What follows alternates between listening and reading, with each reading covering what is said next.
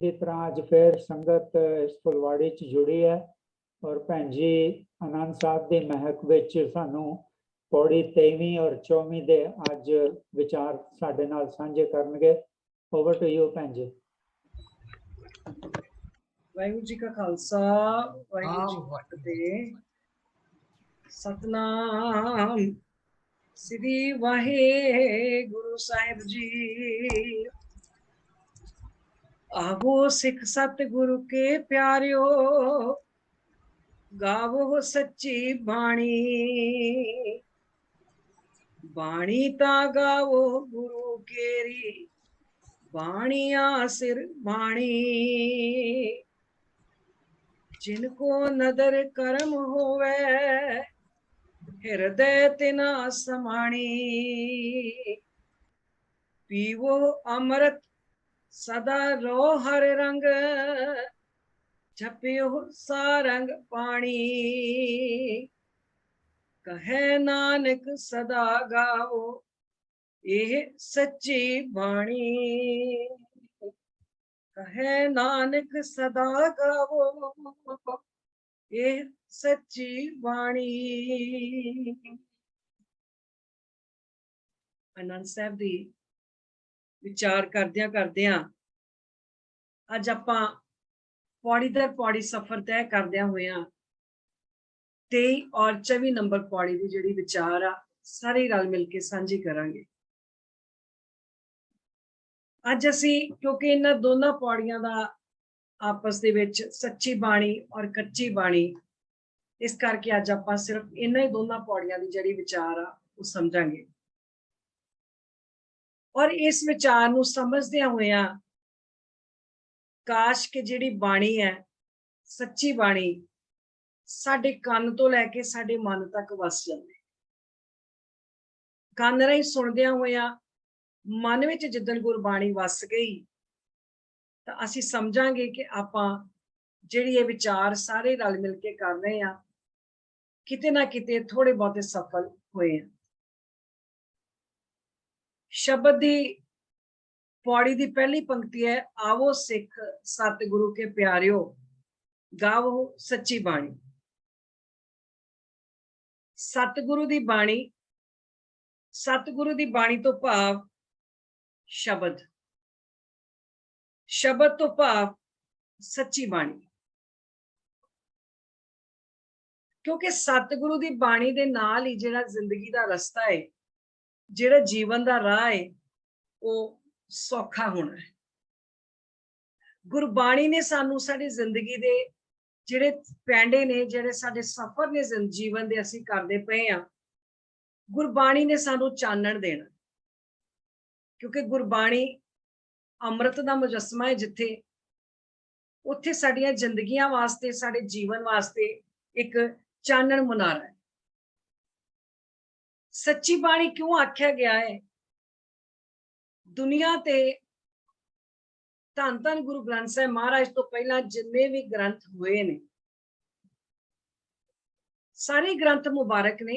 असी किसी ग्रंथ की कोई निंदा या कुछ इस तरह नहीं करते, पर असी सिर्फ एक गल सांझी कर रहे हैं कि गुरु ग्रंथ साहब की बाणी दे विच लिखिया है सच्ची बाणी असी क्यों आखदे। जे असी वेदां दा जिक्र करिए ते वेद जिहड़े सी ना, ये बहुता करके जिस वेले वेद क्योंकि हक सी सिर्फ पुजारी नूं पढ़न दा, ते जबानी कलामी जिहड़े सी ये याद हुंदे सी। इन्हां नूं लिखती रूप नहीं से दिता गया काफी टाइम। जबानी कलामी याद कीतियां होया अगे तो अगे मैं तुहानूं गल दसी, तुसीं होर उस तो अगले नूं दसनी आ, उन्हें उस तो अगले नूं दसनी आ। ये जबानी चलदे चलदे काफी टाइम दे बाद इन्हां नूं लिखती रूप मिलिया। जदों बहुत समय के बाद किसी चीज को लिखती रूप मिले ते वो लिखती रूप कई बारी साडे इधर उधर विश्राम लाउण दे करके कई बारी वो लिखती रूप जिहड़ा है वो होर दा होर रूप जिहड़ा वा वो ले लैंदा। जिवें आपां फॉर एग्जाम्पल एक गल कर लईए, असीं कह दिंदे आ अखर हैगे ने रोको मत जाने दो। हुण जे कोई किस भावना नाल क्या है, कोई कह देगा रोको मत ਜਾਣੇ ਦੋ, ਜਾਣਦੇ ਹੋ ਜੀ ਇਹਨੂੰ ਕੱਲ ਹੀ ਰੋਕਣਾ ਹੈ, ਪਰ ਅਗਲੇ ਨੇ ਹੋ ਸਕਦਾ ਇਸ ਭਾਵਨਾ ਨਾਲ ਕਿਹਾ ਹੈ ਰੋਕੋ ਮਤ ਜਾਣੇ ਦੋ। ਇਹ ਆਪਣੀ ਆਪਣੀ ਭਾਵਨਾ, ਜਿੰਨੀ ਦੇਰ ਤੱਕ ਜਿਵੇਂ ਮੈਂ ਕਿਹਾ ਮੇਰੀ ਭਾਵਨਾ ਹੋ ਰਹਾ, ਦੂਸਰੇ ਨੂੰ ਮੈਂ ਸਮਝਾਇਆ, ਉਹਨੇ ਪਤਾ ਨਹੀਂ ਕਿਹੜੇ ਹਿਸਾਬ ਨਾਲ ਕਹਿ ਦਿੱਤਾ। ਇਸ ਤਰ੍ਹਾਂ ਹੀ ਜ਼ਬਾਨੀ ਕਲਾਮੀ ਚੱਲਦੇ ਚੱਲਦੇ ਇਹਨਾਂ ਨੂੰ ਲਿਖਤੀ ਰੂਪ ਮਿਲਿਆ। ਜੇ ਅਸੀਂ ਬੁੱਧ ਧਰਮ ਦੇ ਗ੍ਰੰਥਾਂ ਦੀ ਗੱਲ ਕਰੀਏ ਤਾਂ ਉਹ 450 ਸਾਲ ਬਾਅਦ ਬੁੱਧ ਕੋਸ਼ ਨੇ ਲਿਖੇ ਨੇ। ਤ੍ਰੈ ਪਿਟਕ, ਪਟਾਰੀਆਂ, ਪਿਟਕ ਦਾ ਮਤਲਬ ਹੁੰਦਾ ਪਟਾਰੀ। ਤਿੰਨ ਕਹਿੰਦੇ ਨੇ ਪਟਾਰੀਆਂ ਰੱਖ ਦਿੱਤੀਆਂ ਗਈਆਂ, ਟੋਕਰੀਆਂ ਰੱਖ ਦਿੱਤੀਆਂ ਗਈਆਂ। ਉਹਨਾਂ ਦੇ ਵਿੱਚੋਂ ਜਿਹੜੇ ਬੁੱਧ ਜੀ ਦੇ ਨਾਲ ਰਹੇ ਸੀ, ਕੁਝ ਉਹਨਾਂ ਤੋਂ ਅੱਗੇ ਅੱਗੇ ਚੱਲਦੇ, ਜਿਨ੍ਹਾਂ ਦੇ ਉਹਨਾਂ ਦੇ ਵਿਚਾਰ ਸੁਣੇ ਸੀ, ਜਿਹੜੇ ਜ਼ਿਆਦਾ ਨਜ਼ਦੀਕ ਸੀ ਉਹ ਇੱਕ ਪਟਾਰੀ 'ਚ ਵਿਚਾਰ ਲਿਖ ਕੇ ਪਾਈ ਗਏ, ਜਿਹੜੇ ਦੂਸਰੇ ਸੀ ਜਿਨ੍ਹਾਂ ਥੋੜੇ ਕਿਸੇ ਹੋਰ ਕੋਲੋਂ ਸੁਣੇ ਸੀ ਉਹ ਦੂਸਰੀ ਟੋਕਰੀ 'ਚ, ਤੀਸਰੇ ਜਿਨ੍ਹਾਂ ਨੇ ਬਹੁਤ ਦੂਰੋਂ ਪੂਰੋਂ ਸੁਣੇ ਕਿਤੇ ਉਹ ਸੁਣੇ ਸੀ ਉਹ ਤੀਸਰੀ ਟੋਕਰੀ 'ਚ। ਇਸ ਤਰ੍ਹਾਂ ਉਹ ਮਿਲਾ ਕੇ ਤ੍ਰੈ ਪਿਟਕ, ਯਾਨੀ ਉਹ ਇਕੱਠੇ ਕਰਕੇ ਜਿਹੜੀਆਂ ਸਿੱਖਿਆਵਾਂ ਨੇ ਉਹ ਸਾਰਾ ਉਹਨਾਂ ਦਾ ਤਰਜਮਾ ਜਿਹੜਾ 450 ਸਾਲ ਬਾਅਦ ਬੁੱਧ ਨੇ ਕੀਤਾ। ਬੁੱਧ ਕੋਸ਼ ਨਾਮ ਸੀ ਉਹਨਾਂ ਦਾ। ਫਿਰ ਗੱਲ ਆਉਂਦੀ ਹੈ ਕੁਰਾਨ ਸ਼ਰੀਫ ਦੀ। ਕੁਰਾਨ ਅਜ਼ੀਮ ਵੀ ਕਹਿੰਦੇ ਨੇ, ਕੁਰਾਨ ਸ਼ਰੀਫ ਵੀ ਆਖਿਆ ਜਾਂਦਾ ਹੈ। ਕੁਰਾਨ ਤੋਂ ਭਾਵ ਹੁੰਦਾ ਹੈ ਵਿਚਾਰਨਯੋਗ, ਸਮਝਣਯੋਗ। ਉਹਨਾਂ ਦੇ ਵਿੱਚ ਰਸੂਲ ਜਿਹੜੇ ਨੇ ਉਹ ਇੱਕ ਹੀ ਨੇ। ਰਸੂਲ ਸਿਰਫ ਉਹ ਅੱਲਾ ਨੂੰ ਮੰਨਦੇ ਨੇ, ਉਹ ਰਸੂਲ ਇੱਕ ਆ। ਖਲੀਫੇ ਬਹੁਤ ਹੋਏ ਨੇ। ਖਲੀਫਾ ਜਿਵੇਂ ਅਸੀਂ ਜਥੇਦਾਰ ਕਹਿ ਦਿੰਦੇ ਆ, ਉਹ ਖਲੀਫਾ ਸਮਝ ਲਓ, ਇਸ ਤਰ੍ਹਾਂ ਭਾਵ ਇੰਜ ਲਾ ਲਓ। ਔਰ ਉਹਨਾਂ ਦੇ ਉਹ ਵੀ ਮੂੰਹ ਜ਼ਬਾਨੀ ਆਇਤਾਂ, ਅਸੀਂ ਸ਼ਬਦ ਕਹਿੰਦੇ ਆ, ਉਹ ਜਿਹੜੇ ਉਹ ਆਇਤਾਂ ਕਹਿੰਦੇ ਨੇ, ਬੜੀਆਂ ਆਇਤਾਂ ਨੇ। ਉਹ ਆਇਤਾਂ ਮੂੰਹ ਜ਼ਬਾਨੀ ਕਲਾਮੀ ਯਾਦ ਹੁੰਦਿਆਂ ਹੁੰਦਿਆਂ ਫਿਰ ਜਦੋਂ ਇੱਕ ਜੰਗ ਹੋਈ ਉਸ ਤੋਂ ਬਾਅਦ ਉਹਨਾਂ ਨੂੰ ਲੱਗਾ ਕਿ ਨਹੀਂ ਬਈ ਇਹ ਲਿਖਤ ਹੋਣੀ ਚਾਹੀਦੀ ਆ, ਤੇ ਫਿਰ ਇੱਕ ਖਲੀਫਾ ਆਏ ਨੇ ਅਬੂ ਬਕਰ। ਪਹਿਲੇ ਅਬੂ ਬਕਰ ਜਿਹੜੇ ਖਲੀਫਾ ਆਏ ਨੇ ਉਹਨਾਂ ਨੇ ਇਸ ਚੀਜ਼ ਨੂੰ ਲਿਖਤੀ ਰੂਪ ਦਿੱਤਾ। ਗੀਤਾ ਦਾ ਗਿਆਨ ਲੈ ਲਓ। ਜਿਸ ਵੇਲੇ ਗੀਤਾ ਉਚਾਰੀ ਗਈ ਆ, ਆਖਿਆ ਜਾਂਦਾ ਹੈ ਕਿ ਯੁੱਧ ਦੇ ਮੈਦਾਨ ਦੇ ਵਿੱਚ ਗੀਤਾ ਉਚਾਰੀ ਗਈ ਆ, ਬੋਲੀ ਗਈ ਆ, ਉਸ ਵੇਲੇ ਲਿਖੀ ਨਹੀਂ ਗਈ, ਬਾਅਦ ਵਿੱਚ ਲਿਖੀ ਗਈ ਹੈ। ਤੇ ਬਾਈਬਲ ਦੀ ਤਾਂ ਕਿਆ ਬਾਤ ਹੈ। ਬਾਈਬਲ ਤਾਂ ਸਦੀਆਂ ਬਾਅਦ, 2 ਸਦੀਆਂ ਬਾਅਦ ਬਾਈਬਲ ਨੂੰ ਲਿਖਤੀ ਰੂਪ ਮਿਲਿਆ। 2 ਸਦੀਆਂ ਬਾਅਦ ਲਿਖਤੀ ਰੂਪ ਮਿਲਣ ਦੇ ਬਾਅਦ ਵੀ ਉਹਦੇ ਤੇ ਕਈ ਝਗੜੇ ਹੋਏ।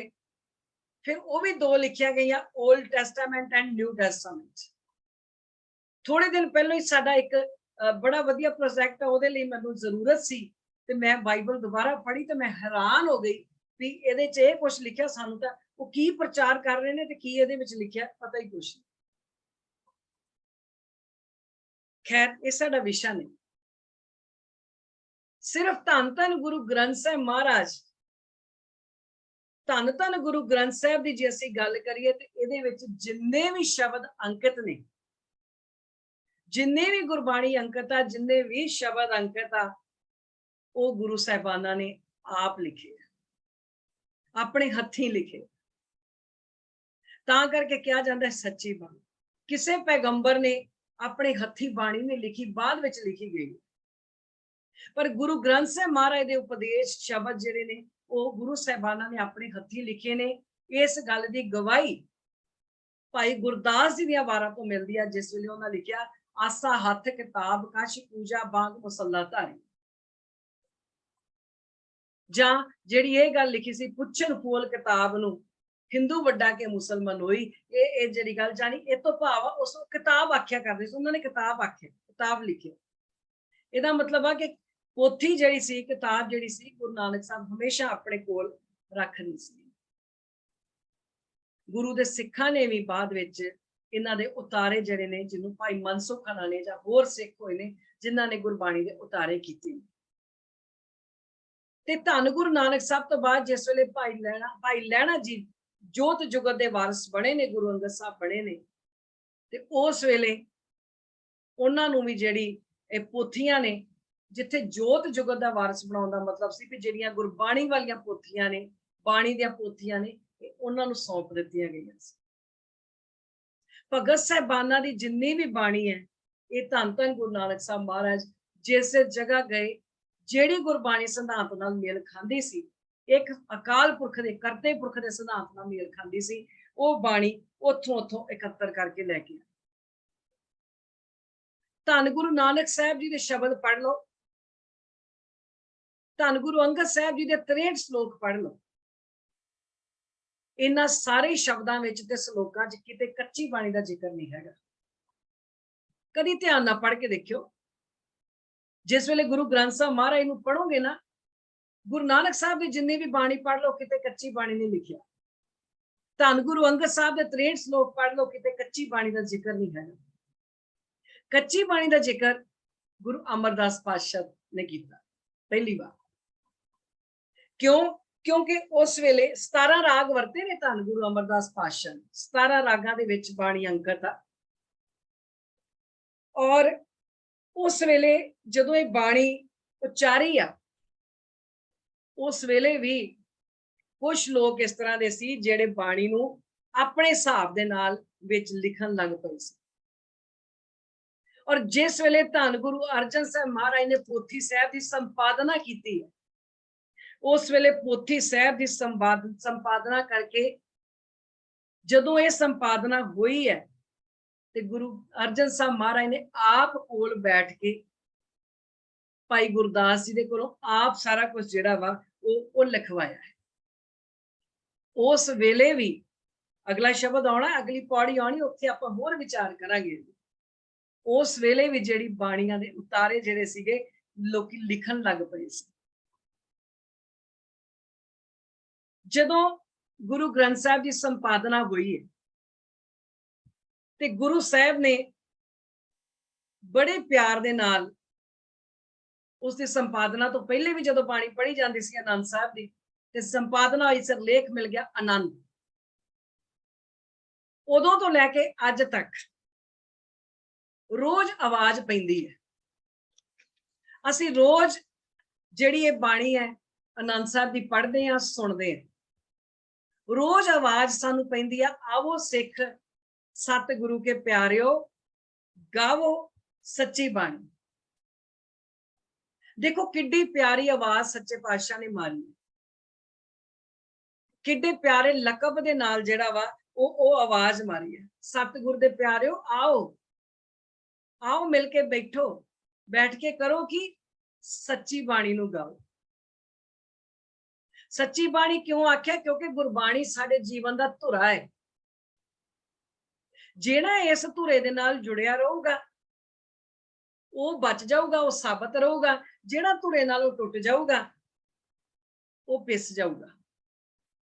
ਇਸ ਚੀਜ਼ ਦਾ ਫਰਮਾਨ ਵੀ ਅਸੀਂ ਹਰ ਚੀਜ਼ ਦਾ ਫਰਮਾਨ ਆਪਾਂ ਗੁਰਬਾਣੀ ਚੋਂ ਲਈਏ, ਕਿਉਂਕਿ ਗੁਰਬਾਣੀ ਚ ਲਿਖਿਆ ਹੈ, ਦੋਏ ਪੁੜ ਚੱਕੀ ਜੋੜ ਕੇ ਪੀਸਨ ਆਏ ਬਹਿਠ, ਜੋ ਦਰ ਰਹੇ ਸੋ ਉਬਰੇ, ਨਾਨਕ ਅਜ਼ਮ ਬੈਠ। ਉਹ ਚੱਕੀ ਦੇ ਦੋ ਪੁੜ ਜੋੜੇ ਨਾ, ਜਦੋਂ ਦਾਣੇ ਪੀਸਣ ਬੈਠੀ ਕੋਈ ਸਵਾਣੀ, ਤੇ ਉਹ ਜਿਹੜੇ ਦਾਣੇ ਪਾਏ ਸੀ, ਜਿਹੜੇ ਉਹ ਦੋ ਪੁੜਾਂ ਦੇ ਵਿੱਚ ਆਏ ਗਏ, ਉਹ ਪਿਸ ਗਏ, ਤੇ ਜਿਹੜੇ ਉਹਦੇ ਧੁਰੇ ਨਾਲ ਲੱਗੇ ਰਹੇ ਚੱਕੀ ਦੇ, ਉਹ ਸਾਬਤ ਰਹਿ ਗਏ। ਬਸ ਇਹੋ ਹੀ ਗੱਲ ਸਾਡੀ ਜਿੰਦ, ਜਿਹੜੇ ਦਾਣੇ ਧੁਰੇ ਨੂੰ ਛੱਡਦੇ ਗਏ ਉਹ ਪਿਸ ਗਏ। ਇੱਥੋਂ ਹੀ ਆਪਾਂ ਦੇਖ ਲਓ ਵੀ ਜਿਹੜੇ ਗੁਰਬਾਣੀ ਨੂੰ ਛੱਡ ਕੇ, ਗੁਰਬਾਣੀ ਧੁਰਾ ਹੈ, ਗੁਰਬਾਣੀ ਤੋਂ ਬਿਨਾਂ ਬੰਦਾ ਭੁੱਲ ਜਾਵੇ, ਭੁੱਲ ਜੀਏ ਅਸੀਂ ਕਿ ਅਸੀਂ ਕਿਸੇ ਹੋਰ ਪਾਸਿਓਂ ਜਾ ਕੇ ਸਾਨੂੰ ਕਿਸੇ ਪਾਸਿਓਂ ਢੋਈ ਮਿਲਣੀ ਨਹੀਂ ਮਿਲਣੀ। ਜਿੱਦਣ ਇਸ ਧੁਰੇ ਨੂੰ ਅਸੀਂ ਛੱਡਦੇ ਜਾਂਦੇ ਆ, ਤਾਂ ਹੀ ਕਰਕੇ ਮੁਸ਼ਕਿਲਾਂ ਦੇ ਵਿੱਚ ਪਿਸਦੇ ਜਾਂਦੇ ਆ। ਤਾਂ ਹੀ ਕਰਕੇ ਜਿਹੜੀਆਂ ਮੁਸ਼ਕਿਲਾਂ ਇੰਨੀਆਂ ਸਾਡੇ ਜੀਵਨ ਦੇ ਵਿੱਚ, ਇਸ ਸਮਾਜ ਦੇ ਵਿੱਚ, ਅਸੀਂ ਸਮਾਜਿਕ ਪ੍ਰਾਣੀ ਆ ਨਾ, ਸਮਾਜ ਚ ਰਹਿੰਦੇ, ਤਾਂ ਹੀ ਇੰਨੀਆਂ ਮੁਸ਼ਕਿਲਾਂ ਦਿਨ ਬ ਦਿਨ ਜਿਹੜੀਆਂ ਵੱਧਦੀਆਂ ਨੇ। ਬਾਣੀ ਤਾਂ ਗਾਵੋ ਗੁਰੂ ਕੇਰੀ, ਬਾਣੀਆਂ ਸਿਰ ਬਾਣੀ। ਕੇਰੀ ਦਾ ਮਤਲਬ ਗੁਰੂ ਦੀ, ਕੇਰੀ ਦਾ ਮਤਲਬ ਹੁੰਦਾ ਦੀ। ਕਹਿੰਦੇ ਗੁਰੂ ਦੀ ਬਾਣੀ ਸਾਰੀਆਂ ਗੱਲਾਂ ਤੋਂ ਉੱਤਮ ਆ, ਇਸ ਨੂੰ ਸਦਾ ਗਾਓ। ਪਰ ਅਸੀਂ ਕਿੱਥੇ ਪਹਿਚਾਣਦੇ ਆ ਇਸ ਆਵਾਜ਼ ਨੂੰ? ਮਹਾਰਾਜ ਤੇ ਕਹਿੰਦੇ ਆਵਾਜ਼ਾਂ ਮਾਰਦੇ ਆ ਵੀ ਆਓ ਇਸ ਬਾਣੀ ਨੂੰ ਗਾਓ, ਪਰ ਅਸੀਂ ਕਿੱਥੇ ਪਛਾਣਦੇ? ਅਸੀਂ ਪੜ੍ਹਦੇ ਵੀ ਆ, ਮੇਰੇ ਮੋਹਨ ਸਰਵਣੀ ਇਹ ਨਾ ਸੁਣਾਏ, ਅਸੀਂ ਇਹ ਵੀ ਪੜ੍ਹਦੇ ਆ, ਪਰ ਪਛਾਣਦੇ ਅਸੀਂ ਫੇਰ ਉਹਨਾਂ ਹੀ ਗੀਤਾਂ ਨੂੰ ਆ, ਉਹਨਾਂ ਨਿੰਦਾ ਚੁਗਲੀ ਦੀਆਂ ਆਵਾਜ਼ਾਂ ਨੂੰ ਆ, ਉਹਨਾਂ ਲੱਚਰਤਾ ਵਾਲੀਆਂ ਆਵਾਜ਼ਾਂ। ਬਾਣੀ ਸੁਣਦੇ ਸਾਨੂੰ ਉਬਾਸੀਆਂ ਆਉਣ ਲੱਗ ਪੈਂਦੀਆਂ, ਉਬਾਸੀਆਂ ਆਉਣ ਲੱਗ ਪੈਂਦੀਆਂ ਤੇ ਸੋਚਦੇ ਆ ਕਦੋਂ ਚਕਾਰਾ ਛੱਡਿਆ ਜਾਊ ਤੇ ਭਾਈ ਜੀ ਪ੍ਰਸ਼ਾਦ ਦੇਣਗੇ ਤੇ ਅਸੀਂ ਉੱਠ ਕੇ ਜਾਈਏ। ਭਲਾ ਜੇ ਦੂਜੀਆਂ ਕੋਈ ਗੱਲਾਂ ਕਰਦੇ ਹੋਵੇ, ਕਦੀ ਉਬਾਸੀਆਂ ਆਉਂਦੀਆਂ? ਉਲਟਾ ਜੇ ਨੀਂਦ ਆਈ ਵੀ ਹੋਵੇ ਤੇ ਉੱਡ ਪੁੱਡ ਜਾਂਦੀ ਹੈ। ਜੇ ਕਿਸੇ ਹੋਰ ਦੀ ਕੋਈ ਗੱਲ ਸੁਣਨੀ ਹੋਵੇ ਨਾ ਕਦੀ, ਤੇ ਜੇ ਨੀਂਦ ਬਹੁਤ ਵੀ ਆਈ ਹੋਵੇ ਤੇ ਪੂਰੀ ਨੀਂਦ ਤੁਸੀਂ ਦੇਖੋ ਬੰਦਾ ਕਿਵੇਂ ਚੁਸਤ ਫੁਰਤ ਹੋ ਕੇ ਬਹਿ ਜਾਂਦਾ, ਮੈਨੂੰ ਪਤਾ ਲੱਗਣ ਲੱਗਾ ਕਿਸੇ ਦੀ ਗੱਲ। ਪਰ ਜਦੋਂ ਸੱਚੀ ਬਾਣੀ ਦੀ ਗੱਲ ਆਉਂਦੀ ਹੈ, ਸੱਚੀ ਬਾਣੀ ਧੁਰਾ ਹੈ, ਧੁਰੇ ਨੂੰ ਛੱਡ ਦਿੱਤਾ ਹੈ, ਤਾਂ ਹੀ ਤੇ ਅੱਜ ਮਾਪੇ ਬਿਰਧ ਆਸ਼ਰਮਾਂ ਚ ਰੁਲਦੇ ਫਿਰਦੇ। ਤਾਂ ਹੀ ਤਾਂ ਅੱਜ ਜਿਹੜੀਆਂ ਮਾਪਿਆਂ ਦੀਆਂ ਕੋਈ ਕਦਰਾਂ ਨਹੀਂ ਰਹਿ ਗਈਆਂ। ਗੁਲਾਮੀ ਦੀਆਂ ਜੰਜੀਰਾਂ ਜਿਹੜੀਆਂ ਨੇ ਸਾਡੇ ਗਲਾਂ ਦੇ ਵਿੱਚ ਪੈ ਗਈਆਂ। ਗੁਲਾਮੀ ਦੀਆਂ ਜੰਜੀਰਾਂ ਗਲਾਂ 'ਚ ਪੈ ਗਈਆਂ। ਸਾਨੂੰ ਜਿਹੜਾ ਗੁਰਬਾਣੀ ਨੇ ਜਿਉਣ ਜੋਗਾ ਬਣਾਉਣਾ ਸੀ, ਗੁਰਬਾਣੀ ਦਾ ਸੁਨੇਹਾ ਅਸੀਂ ਘਰ ਘਰ ਪਹੁੰਚਾਉਣਾ ਸੀ, ਆਪ ਗੁਰਬਾਣੀ ਦਾ ਸੁਨੇਹਾ ਪੜ੍ਹਨਾ ਸੀ। ਜਿਵੇਂ ਜਿਵੇਂ ਗੁਰਬਾਣੀ ਦਾ ਸੁਨੇਹਾ ਵਿਸਰਦਾ ਗਿਆ, ਤਿਵੇਂ ਤਿਵੇਂ ਸਮਾਜ ਦੇ ਅੰਦਰ, ਘਰਾਂ ਦੇ ਅੰਦਰ ਤਬਾਹੀਆਂ ਮਚਦੀਆਂ ਗਈਆਂ। ਕੇਵਲ ਉਦਾਸੀ ਪੱਲੇ ਰਹਿ ਗਈ। ਅੱਜ ਹਾਲਤ ਦੇਖ ਲਓ, ਮਾਪਿਆਂ ਦੇ ਪਿਆਰੇ ਬੱਚੇ ਨਸ਼ਿਆਂ 'ਚ ਗੁਲਤਾਨ ਨੇ। ਪੁੱਛ ਕੇ ਦੇਖ ਲਓ ਹਾਲਾਤ ਕਿਸ ਤਰ੍ਹਾਂ ਦੇ ਨੇ। ਬੱਚਿਆਂ ਨੂੰ ਪ੍ਰੇਰਦੇ ਕਾਹਦੇ ਵਾਲਿਆਂ ਧਾਗਿਆਂ, ਤਵੀਤਾਂ ਜਾਂ ਸੋ ਕਾਲਡ ਜਿਹੜੇ ਨੇ ਤੁਰੇ ਫਿਰਦੇ, ਉਹਨਾਂ ਦੇ ਚਰਨਾਂ ਤੇ ਕਹਿੰਦੇ ਮੱਥਾ ਟੇਕੋ। ਫਿਰ ਬੱਚੇ ਵੀ ਸਮਝ ਆਉਂਦੇ ਆ, ਜਿਹੜੇ ਆਪ ਮੰਗਦੇ ਫਿਰਦੇ ਆ, ਇਹਨਾਂ ਦੇ ਚਰਨਾਂ ਤੇ ਮੱਥੇ ਟੇਕ ਕੇ ਸਾਨੂੰ ਕੀ ਲੱਭਣਾ ਹੈ। ਬੱਚਿਆਂ ਨੂੰ ਗੁਰਬਾਣੀ ਵਾਲੇ ਪਾਸੇ ਪ੍ਰੇਰਿਆ ਨਹੀਂ, ਸਮਝਾਇਆ ਨਹੀਂ। ਮੁੜ ਕੇ ਅਸੀਂ ਰੋਂਦੇ ਆ ਵੀ ਬੱਚੇ ਜਿਹੜੇ ਨੇ ਇਹ ਸਾਡੀ ਗੱਲ ਨਹੀਂ ਸਮਝਦੇ। ਗੁਰਬਾਣੀ ਨੂੰ ਸੱਚੀ ਨੂੰ ਗਾਉਣਾ ਸੀ। ਕਿਉਂ ਗਾਉਣਾ ਸੀ? ਕਿਉਂਕਿ ਸਤਿਗੁਰ ਬਚਨ ਤੁਮਾਰੇ ਨਿਰਗੁਣ ਨਿਸਤਾਰੇ। ਗੁਰਬਾਣੀ ਨੂੰ ਗਾਉਣਾ ਸੀ ਕਿਉਂਕਿ ਸਤਿਗੁਰ ਜੀ ਜਿਹੜੇ ਤੁਹਾਡੇ ਬਚਨ ਨੇ, ਇਹ ਮਹਾਵਿਖਾਦੀ ਦੁਸ਼ਟ ਅਪਵਾਦੀ ਤੇ ਪੁਨੀਤ ਸੰਘਾਰੇ। ਸੱਚੇ ਪਾਤਸ਼ਾਹ ਜੀ, ਸਤਿਗੁਰ ਸਾਹਿਬ ਜੀਓ, ਜਿਹੜੇ ਤੁਹਾਡੇ ਬਚਨ ਇੰਨੇ ਅਮੋਲਕ ਨੇ ਕਿ ਇਹ ਨਿਗੁਣਿਆਂ ਨੂੰ ਵੀ ਤਾਰ ਦਿੰਦੇ। ਤੁਹਾਡੇ ਬੋਲ ਇੰਨੇ ਪਵਿੱਤਰ ਨੇ, ਤੁਹਾਡੇ ਬਚਨ ਇੰਨੇ ਪਵਿੱਤਰ ਨੇ ਵੀ ਖਰਵੇਂ ਬੋਲ ਬੋਲਣ ਵਾਲਿਆਂ ਦੇ ਕੰਨਾਂ 'ਚ ਜਦੋਂ ਪੈਂਦੇ ਨੇ, ਜਦੋਂ ਬਾਣੀ ਵਸਦੀ ਆ, ਤਾਂ ਉਹ ਵੀ ਪਵਿੱਤਰ ਹੋ ਜਾਂਦੇ ਨੇ। ਜਿਨ੍ਹਾਂ ਨੂੰ ਸੰਸਾਰ ਤੇ ਕੋਈ ਨਹੀਂ ਜਾਣਦਾ, ਜਿਨ੍ਹਾਂ ਦਾ ਕੋਈ ਨਾਂ ਤੱਕ ਨਹੀਂ ਜਾਣਦਾ, ਸੱਚੇ ਪਾਤਸ਼ਾਹ ਜੀ ਜੇ ਉਹ ਗੁਰਬਾਣੀ ਦੇ ਨਾਲ ਜੁੜ ਜਾਂਦੇ ਨੇ ਤਾਂ ਉਹ ਚਾਨਣ ਦੇ ਵਾਂਗ ਹਰ ਪਾਸੇ ਪ੍ਰਗਟ ਹੋ ਜਾਂਦੇ ਨੇ। ਪਰ ਅੱਜ ਇਸ ਆਵਾਜ਼ ਨਾਲੋਂ ਸਾਡੀ ਦੂਰੀ ਬਣਦੀ ਜਾ ਰਹੀ ਹੈ। ਇਹ ਆਵਾਜ਼ ਜਿਹੜੀ ਆ, ਇਹੋ ਜਿਹੀ ਅਸੀਂ ਦੂਰ ਕਰ ਦਿੱਤੀ ਹੈ ਵੀ ਆਪਣਾ ਧੁਰਾ ਅਸੀਂ ਅੱਜ ਛੱਡ ਬੈਠੇ। ਪਰ ਜਿਨ੍ਹਾਂ ਨੇ ਧੁਰਾ ਨਹੀਂ ਛੱਡਿਆ, ਜਿਹੜੇ ਸੱਚੀ ਬਾਣੀ ਨੂੰ ਗਾਉਂਦੇ ਨੇ, ਉਹਨਾਂ ਲਈ ਸੱਚੇ ਪਾਤਸ਼ਾਹ ਲਿਖਿਆ, ਜਿਨ ਕੋ ਨਦਰ ਕਰਮ ਹੋਵੇ ਹਿਰਦੇ ਤਿਨਾ ਸਮਾਣੀ। ਕਹਿੰਦੇ ਬਾਣੀ ਕਾਸ਼ ਜਿਨ੍ਹਾਂ ਦੇ ਕਿਰਦਾਰ 'ਚ ਆ ਗਈ ਹੈ, ਤੇ ਜਾਂ ਜਿਨ੍ਹਾਂ ਦੇ ਕਿਰਦਾਰ ਦੇ ਵਿੱਚ ਗੁਰਬਾਣੀ ਕਿਤੇ ਸਾਡੇ ਕਿਰਦਾਰ 'ਚ ਆ ਜਾਏ। ਮੈਂ ਸ਼ੁਰੂ 'ਚ ਕਿਹਾ ਸੀ, ਕਿਤੇ ਕੰਨ ਤੋਂ ਲੈ ਕੇ ਮਨ ਤੱਕ ਗੁਰਬਾਣੀ ਆ ਜਾਵੇ, ਮਨ ਵਿੱਚ ਵਸ ਜਾਵੇ।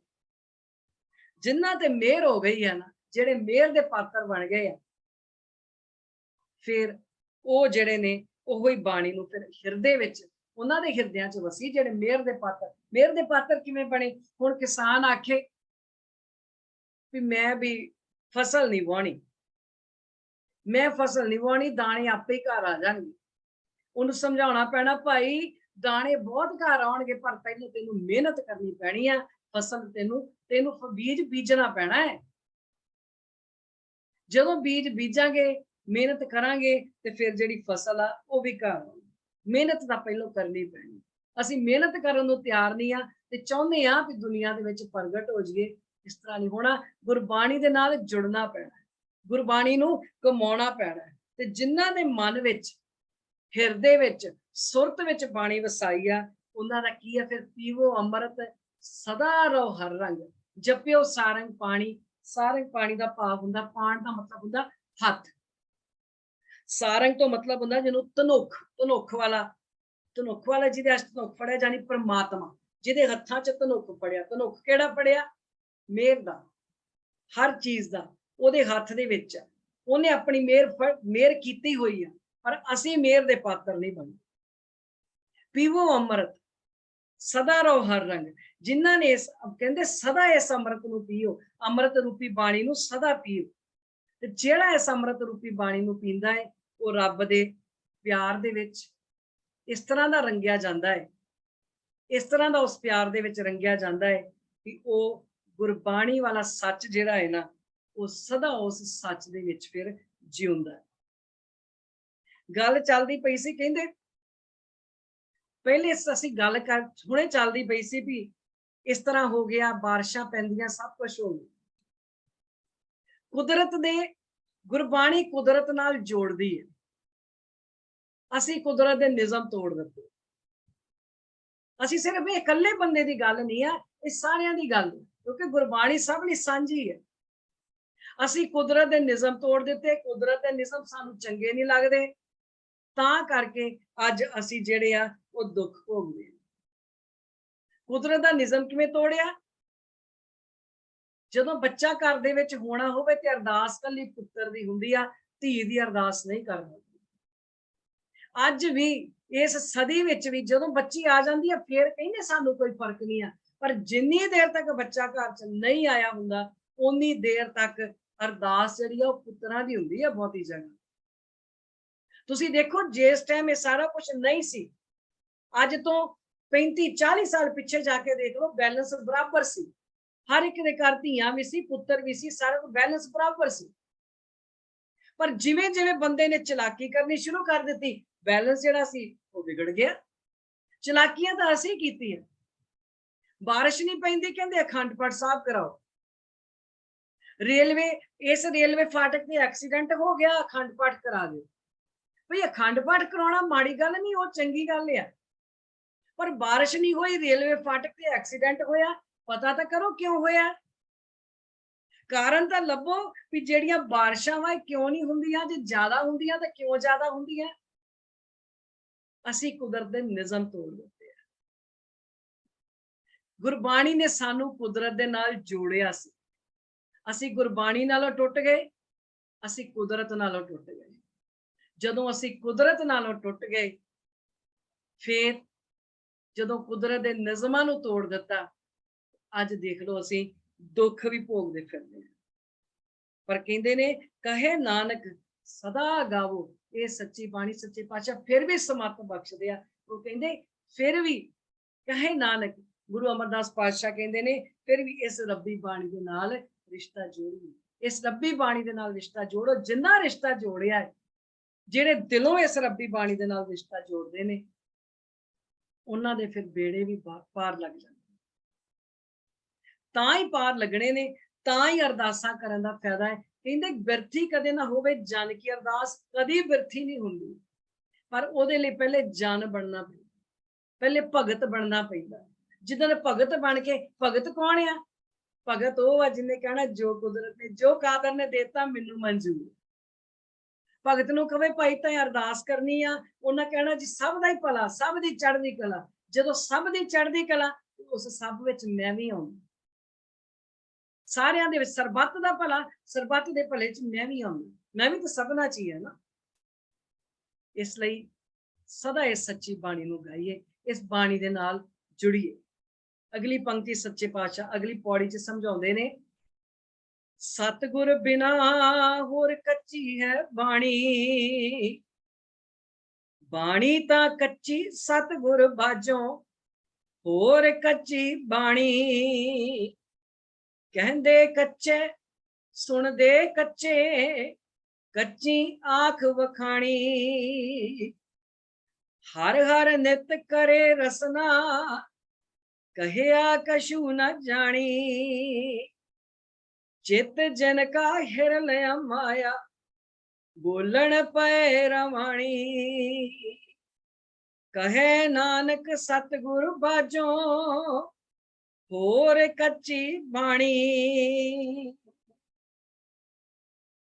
ਪਹਿਲੀਆਂ ਦੋ ਪੰਕਤੀਆਂ, ਸਤਿਗੁਰ ਬਿਨਾ ਹੋਰ ਕੱਚੀ ਹੈ ਬਾਣੀ, ਬਾਣੀ ਤਾਂ ਕੱਚੀ ਸਤਿਗੁਰ ਬਾਝੋਂ ਹੋਰ ਕੱਚੀ ਬਾਣੀ। ਕੱਚੀ ਵਰਡ ਜਿਹੜਾ ਉਹ 3 ਵਾਰੀ ਆਇਆ ਪਹਿਲੀਆਂ ਦੋ ਪੰਕਤੀਆਂ ਦੇ ਵਿੱਚ। ਕੋਈ ਵੀ ਇਨਸਾਨ, ਕੋਈ ਵੀ ਬੰਦਾ ਆਪਣੀ ਜ਼ਿੰਦਗੀ ਦੇ ਵਿੱਚ ਅਧੂਰਾਪਨ ਨਹੀਂ ਚਾਹੁੰਦਾ। ਹਰ ਬੰਦਾ ਚਾਹੁੰਦਾ ਕਿ ਮੈਂ ਪੂਰਾ ਹੋਵਾਂ। ਕੱਪੜੇ ਆ ਉਹ ਵੀ ਪੂਰੇ ਹੋਣ, ਰੋਟੀ ਪਾਣੀ ਆ ਉਹ ਵੀ ਪੂਰਾ ਹੋਵੇ, ਪੈਸਾ ਧੇਲਾ ਗਹਿਣਾ ਗੱਟਾ ਹਰ ਚੀਜ਼ ਪੂਰੀ ਹੋਵੇ। ਕੋਈ ਬੰਦਾ ਅਧੂਰਾਪਨ ਨਹੀਂ ਚਾਹੁੰਦਾ। ਕੱਚੀ ਤੋਂ ਭਾਵ ਹੁੰਦਾ ਅਧੂਰਾ, ਕੱਚੇ ਤੋਂ ਭਾਵ ਆ ਅਧੂਰਾ। ਕੱਚੀ ਬਾਣੀ ਉਹ ਬਾਣੀ ਜਿਹੜੀ ਗੁਰੂ ਆਸ਼ੇ ਦੇ ਮੁਤਾਬਕ ਨਾ ਹੋਵੇ, ਜਿਹੜੀ ਗੁਰੂ ਆਸ਼ੇ ਤੋਂ ਉਲਟ ਹੋਵੇ, ਜਿਹੜੀ ਉਸ ਜਿਸ ਸੱਚੀ ਬਾਣੀ ਦੀ ਵਿਚਾਰ ਕੀਤੀ ਆ ਉਸ ਸੱਚੀ ਬਾਣੀ ਤੋਂ ਉਲਟ ਹੋਵੇ, ਜਿਹੜੀ ਇਕਾਗਰਤਾ ਭੰਗ ਕਰਕੇ ਕਿਸੇ ਹੋਰ ਹੀ ਪਾਸੇ ਸਾਨੂੰ ਲੈ ਜਾਵੇ, ਗੁਰੂ ਨਾਲ ਤੋੜ ਕੇ ਕਿਸੇ ਦੂਜੇ ਪਾਸੇ ਲਾ ਦੇਵੇ, ਉਹਨੂੰ ਆਖਿਆ ਜਾਂਦਾ ਹੈ ਕੱਚੀ ਬਾਣੀ। ਤੇ ਸਤਿਗੁਰੂ ਤੋਂ ਬਿਨਾ ਹੋਰ ਕੱਚੀ ਬਾਣੀ, ਸਤਿਗੁਰੂ ਤੋਂ ਬਿਨਾ ਹੋਰ ਜਿੰਨੇ ਵੀ ਗ੍ਰੰਥ ਨੇ ਉਹ ਸਾਰੇ ਕੱਚੇ ਹੀ। ਜਿੰਨੇ ਵੀ ਅਸੀਂ ਆਪਣੀਆਂ ਕੋਈ ਵੀ ਸਾਹਿਤ, ਕੋਈ ਵੀ ਕਵਿਤਾ, ਦੁਨੀਆ ਦਾ ਕੋਈ ਸਾਹਿਤ ਧੰਨ ਧੰਨ ਗੁਰੂ ਗ੍ਰੰਥ ਸਾਹਿਬ ਦੀ ਬਰਾਬਰੀ ਨਹੀਂ ਕਰ ਸਕਦਾ। ਲੱਖ ਕੋਈ ਜ਼ੋਰ ਲਾ ਲਵੇ ਕਿਸੇ ਕਿਤਾਬ ਨੂੰ, ਜਿੰਨਾ ਮਰਜ਼ੀ ਗੁਰੂ ਗ੍ਰੰਥ ਸਾਹਿਬ ਦੇ ਬਰਾਬਰ ਪ੍ਰਕਾਸ਼ ਕਰ ਦੇਵੇ, ਜੋ ਮਰਜ਼ੀ ਕਰ ਦੇਵੇ, ਚੌਰ ਵੀ ਚਲਾ ਦੇਵੇ, ਚੰਦੋਏ ਵੀ ਲਾ ਦੇਵੇ, ਪਰ ਗੁਰੂ ਗ੍ਰੰਥ ਸਾਹਿਬ ਦੀ ਬਰਾਬਰ ਤਾਂ ਕੋਈ ਨਹੀਂ ਜੇ ਕਰ ਸਕਦਾ। ਇਹ ਗੱਲ ਜਿਹੜੀ ਆ ਇਹ ਮਨਾਂ ਦੇ ਵਿੱਚ ਬਿਠਾ ਕੇ ਰੱਖਣੀ ਚਾਹੀਦੀ। ਜੋ ਗੁਰੂ ਗ੍ਰੰਥ ਸਾਹਿਬ ਮਹਾਰਾਜਾ, ਉੱਥੇ ਹੋਰ ਕੁਛ ਨਹੀਂ ਹੈ, ਹੋਰ ਕੋਈ ਚੀਜ਼ ਹੋ ਹੀ ਨਹੀਂ ਸਕਦੀ। ਗੁਰਬਾਣੀ ਨੂੰ ਇਨ ਬਿਨ ਮੰਨ ਲੈਣਾ, ਇਨ ਬਿਨ ਜੋ ਗੁਰਬਾਣੀ 'ਚ ਹੁਕਮ ਆਇਆ ਉਹਨਾਂ ਅਨੁਸਾਰ ਚੱਲਣਾ ਹੀ ਸਾਡੇ ਜੀਵਨ ਦਾ ਮਕਸਦ ਹੈ। ਜਿਵੇਂ ਵੇਦਾਂ ਗ੍ਰੰਥਾਂ ਦੇ ਵਿੱਚ ਮਨੁੱਖੀ ਸੋਚ ਭਾਰੀ ਆ ਨਾ ਬਹੁਤ ਜ਼ਿਆਦਾ, ਤੇ ਉਹ ਮਨੁੱਖੀ ਸੋਚ ਕੀ ਸੀ? ਕਹਿੰਦੇ ਸੀ ਜਿਹੜਾ ਉਪਦੇਸ਼ ਆ ਬ੍ਰਾਹਮਣ ਨੂੰ ਦੇਣਾ, ਖੱਤਰੀ ਨੂੰ ਦੇਣਾ ਤੇ ਵੈਸ਼ ਨੂੰ ਦੇਣਾ, ਸ਼ੂਦਰ ਨੂੰ ਉਪਦੇਸ਼ ਜਿਹੜਾ ਹੈ ਨਾ ਉਹ ਧਰਮ ਦਾ ਉਪਦੇਸ਼ ਨਹੀਂ ਦੇਣਾ। ਪਰ ਗੁਰਬਾਣੀ ਨੇ ਤੇ ਇਹ ਗੱਲ ਨਹੀਂ ਆਖੀ। ਗੁਰਬਾਣੀ ਨੇ ਆਖਿਆ ਉਪਦੇਸ਼ ਚੌਂ ਵਰਨਾਂ ਕੋ ਸਾਂਝਾ। ਗੁਰਬਾਣੀ 'ਚ ਤਾਂ ਕੋਈ ਫਰਕ ਹੀ ਨਹੀਂ ਹੈਗਾ। ਸਤਿਗੁਰੂ ਸਾਹਿਬ ਜੀ ਨੇ ਤੇ ਆਖਿਆ ਹੈ ਵੀ ਅਵਲ ਅੱਲਾ ਨੂਰੋ ਪਾਇਆ ਕੁਦਰਤ ਕੇ ਸਭ ਬੰਦੇ, ਏਕ ਨੂਰ ਤੇ ਸਭ ਜਗ ਉਪਜਿਆ ਕੌਣ ਭਲੇ ਕੋ ਮੰਦੇ। ਗੁਰਬਾਣੀ ਤਾਂ ਇਹ ਗੱਲ ਕਹਿੰਦੀ। ਕੁਰਾਨ ਵਿੱਚ ਰੱਬ ਦੇ ਕੇਵਲ 99 ਸਫਾਤੀ ਨਾਮ ਨੇ। ਸਫਾਤੀ ਦਾ ਮਤਲਬ ਹੁੰਦਾ ਗੁਣਵਾਚਕ। ਤੇ ਜਿਹੜਾ ਕਹਿੰਦੇ 99 ਤੋਂ ਬਾਅਦ ਦਾ ਨਾਮ ਕੋਈ ਲੈ ਲਵੇ, ਕਹਿੰਦੇ ਉਹ ਜਿਹੜਾ ਬੰਦਾ ਸਹੀ ਨਹੀਂ ਹੈਗਾ, ਉਹ ਕਾਫਰ ਹੈ। ਇਹਦੇ ਸਫਾਤੀ ਨਾਮ ਇੰਨੇ ਗੁਣ ਆ ਰੱਬ ਦੇ। ਪਰ ਗੁਰਬਾਣੀ ਤੇ ਆਖਦੀਆਂ ਤੇਰੇ ਨਾਮ ਅਨੇਕਾ ਰੂਪ ਅਨੰਤਾ, ਕਹਿ ਨਾ ਜਾਈ ਤੇਰੇ ਗੁਣ ਕੀਤੇ। ਗੁਰਬਾਣੀ ਤਾਂ ਇਹ ਗੱਲ ਆਖਦੀ। ਗੁਰਮਤ ਰੱਬੀ ਹੋਂਦ ਨੂੰ ਸਦੀਵੀ ਮੰਨਦੀ ਹੈ। ਕੁਛ ਇਸ ਤਰ੍ਹਾਂ ਦੇ ਵੀ ਹੈਗੇ ਨੇ ਜਿਹੜੇ ਰੱਬ ਦੀ ਹੋਂਦ ਨੂੰ ਮੰਨਦੇ ਹੀ ਨਹੀਂ, ਇਹੋ ਜਿਹੇ ਵੀ ਗ੍ਰੰਥ ਹੈਗੇ ਨੇ। ਪਰ ਗੁਰਮਤ ਜਿਹੜੀ ਹੈ ਉਹ ਰੱਬੀ ਹੋਂਦ ਨੂੰ ਸਦੀਵੀ ਮੰਨਦੀ ਹੈ। ਕਈਆਂ ਨੇ, ਹੁਣ ਸਵਾਲ ਹੈ ਕੱਚੀ ਬਾਣੀ ਦਾ, ਕਈਆਂ ਨੇ ਆਪਣੀ ਬਾਣੀ ਆਪੇ ਹੀ ਲਿਖ ਕੇ ਆਪੇ ਹੀ ਕਵਿਤਾਵਾਂ ਲਿਖ ਲੀਆਂ ਤੇ ਅਖੀਰ ਤੇ ਨਾਲ ਨਾਨਕ ਲਿਖ ਦਿੱਤਾ। ਅਸੀਂ ਪੜ੍ਹਦੇ ਹਾਂ ਨਾ ਆਪਾਂ, ਕਈ ਨਾਮ ਖੁਮਾਰੀ ਨਾਨਕਾ ਚੜੀ ਰਹੇ ਦਿਨ ਰਾਤ, ਇਹ ਆਪੇ ਲਿਖਿਆ ਹੋਇਆ। ਪ੍ਰਿਥੀ ਚੰਦ ਦਾ ਪੁੱਤਰ ਮਿਹਰਬਾਨ ਦਾ ਪੁੱਤਰ ਹਰ ਜੀ, ਇਹ ਉਹਦੀ ਰਚਨਾ ਹੈ। ਇਹ ਸਾਰਾ ਕੁਝ ਜਿਹੜਾ ਅਸੀਂ ਕਿਵੇਂ ਬੱਸਾਂ ਤੇ ਲਿਖਿਆ, ਟਰੱਕਾਂ ਤੇ ਲਿਖਿਆ, ਹਰ ਜਗ੍ਹਾ ਤੇ ਲਿਖਿਆ, ਅਸੀਂ ਉਹ 'ਚ ਨਾਨਕ ਪਦ ਵੀ ਹੈਗਾ। ਗੁਰਬਾਣੀ ਨੂੰ ਤੋੜ ਕੇ ਮਰੋੜ ਕੇ ਆਪਣੇ ਹਿਸਾਬ ਦੇ ਨਾਲ ਧਾਰਨਾਵਾਂ ਲਾ ਕੇ ਹਰ ਜੀ ਆਪ ਦੇ ਮੰਦਰ ਨੂੰ ਆਏ, ਲੱਗਦੀਆਂ ਫੁੱਲ ਝੜੀਆਂ, ਇਹ ਗੱਲ ਬੋਲ ਕੇ ਤੇ ਇਹ ਗੱਲ ਪ੍ਰਚਾਰੀ ਜਾਂਦੀ ਆ ਵੀ ਗੁਰਬਾਣੀ ਬੜੀ ਔਖੀ ਆ। ਅਸੀਂ ਸੌਖੀ ਧਾਰਨਾ ਲਾ ਕੇ ਅਸੀਂ ਸਮਝਾਉਂਦੇ ਆ ਤਾਂ ਕਿ ਬਾਣੀ ਸਮਝ ਆ ਜੇ। ਤੁਸੀਂ ਕੌਣ ਆ ਗੁਰਬਾਣੀ ਨੂੰ ਤਰੋੜਨ ਮਰੋੜਨ ਵਾਲੇ? ਹੁਣ ਸਕੂਲ ਦਾ ਸਿਲੇਬਸ ਹੈ, ਬੱਚੇ ਨੂੰ ਪੁੱਛ ਕੇ ਸਕੂਲ ਦਾ ਸਿਲੇਬਸ ਤਿਆਰ ਨਹੀਂ ਕੀਤਾ ਜਾਂਦਾ ਵੀ ਪਹਿਲਾਂ ਬੱਚਿਆਂ ਨੂੰ ਪੁੱਛ ਲਈਏ ਵੀ ਬੱਚਿਓ ਇੰਨਾ ਕੁ ਸਿਲੇਬਸ ਤਿਆਰ ਕਰ ਲਈਏ। ਤੇ ਉਹ ਇਹ ਨਹੀਂ ਤੇ ਇੰਜ ਨਹੀਂ, ਇੱਕ ਮੈਨੇਜਮੈਂਟ ਬੈਠਦੀ ਆ, ਉਹ ਬੱਚੇ ਦਾ ਲੈਵਲ ਦੇਖ ਕੇ ਨਹੀਂ ਜੀ ਆ ਬੱਚਿਆਂ ਨੇ ਇੰਨਾ ਪੜ੍ਹ ਲੈਣਾ ਹੈ, ਕਰ ਸਕਦੇ ਆ ਬੱਚੇ, ਉਹ ਬੱਚਿਆਂ ਨੂੰ ਪੁੱਛ ਕੇ ਨਹੀਂ ਤਿਆਰ ਕਰਦੀ। ਤੇ ਜੇ ਕਿਸੇ ਬੱਚੇ ਨੂੰ ਉਹ ਸਿਲੇਬਸ ਨਹੀਂ ਸਮਝ ਆਉਂਦਾ, ਉਹ ਬੱਚਾ ਸਿਲੇਬਸ ਨੂੰ ਸਮਝ ਸਕਦਾ, ਤੇ ਫਿਰ ਟੀਚਰ ਉਹਨਾਂ ਬੱਚਿਆਂ ਦਾ ਲੈਵਲ ਉੱਚਾ ਚੁੱਕਦੇ ਆ, ਉਹਨਾਂ ਬੱਚਿਆਂ ਨੂੰ ਸਮਝਾਉਂਦੇ ਆ, ਪੜ੍ਹਾਉਂਦੇ ਆ, ਐਕਸਟਰਾ ਕੋਚਿੰਗ ਦਿੰਦੇ ਆ ਕਿ ਭਈ ਇਹ ਤੁਹਾਨੂੰ ਪੜ੍ਹਨਾ ਪੈਣਾ ਹੈ, ਇਹ ਪੜ੍ਹੋਗੇ ਤਾਂ ਤੁਸੀਂ ਪਾਸ ਹੋਵੋਗੇ, ਤਾਂ ਹੀ ਇਸ ਸਬਜੈਕਟ ਨੂੰ ਪਾਸ ਕਰੋਗੇ। ਉਹ ਬੱਚਿਆਂ ਦਾ ਦਿਮਾਗੀ ਲੈਵਲ ਜਿਹੜਾ ਹੈ ਉਹਨੂੰ ਉੱਚਾ ਚੁੱਕਦੇ ਨੇ। ਇਹ ਨਹੀਂ ਕਰਦੇ ਵੀ ਜੇ ਨਹੀਂ ਤੇ ਅਸੀਂ ਇਹਨੂੰ ਜਿਹੜਾ ਕੁਝ ਹੋਰ ਕਰ ਦਈਏ, ਸਿਲੇਬਸ ਜਿਹੜਾ ਹੋਰ ਥੱਲੇ ਕਰ ਦਈਏ, ਸਿਲੇਬਸ ਨਹੀਂ ਥੱਲੇ ਕੀਤਾ ਜਾਂਦਾ। ਸਾਡੇ ਤਾਂ ਇੱਥੇ ਜੰਡਿਆਲਾ ਗੁਰੂ ਦਾ ਹੋਇਆ ਭਾਈ ਹੰਦਾਲ। ਭਾਈ ਹੰਦਾਲ ਉਹਨਾਂ ਨੇ ਉਹ ਗੁਰਸਿੱਖ ਸੀਗੇ, ਮੰਜੀਦਾਰ ਸੀਗੇ, ਪਰ ਉਹਨਾਂ ਦੇ ਅੱਗੇ ਦੋ ਪੁੱਤਰ ਸੀ, ਇੱਕ ਵਿਧੀ ਚੰਦ ਤੇ ਇੱਕ ਸੀ ਬਾਲ ਚੰਦ। ਜਿਸ ਵੇਲੇ ਭਾਈ ਹੰਦਾਲ ਇਸ ਦੁਨੀਆ ਤੋਂ ਚੜ੍ਹਾਈ ਕਰ ਗਏ ਤੇ ਵਿਧੀ ਚੰਦ ਨੇ ਕਿਹਾ ਵੀ ਜੋ ਮਾਨ ਪ੍ਰਤਿਸ਼ਠਾ ਮੇਰੇ ਪਿਓ ਨੂੰ ਮਿਲਦੀ ਸੀ ਉਹ ਮੈਨੂੰ ਵੀ ਮਿਲਣੀ ਚਾਹੀਦੀ, ਪਰ ਗੁਣ ਵੀ ਤੇ ਹੋਵੇ ਨਾ ਆਪਣੇ ਬਾਪ ਵਾਲਾ। ਕਈ ਵਾਰੀ ਮਾਂ-ਬਾਪ 'ਚ ਬੜੇ ਗੁਣ ਹੁੰਦੇ ਪਰ ਔਲਾਦ 'ਚ ਨਹੀਂ ਵੀ ਹੁੰਦੇ।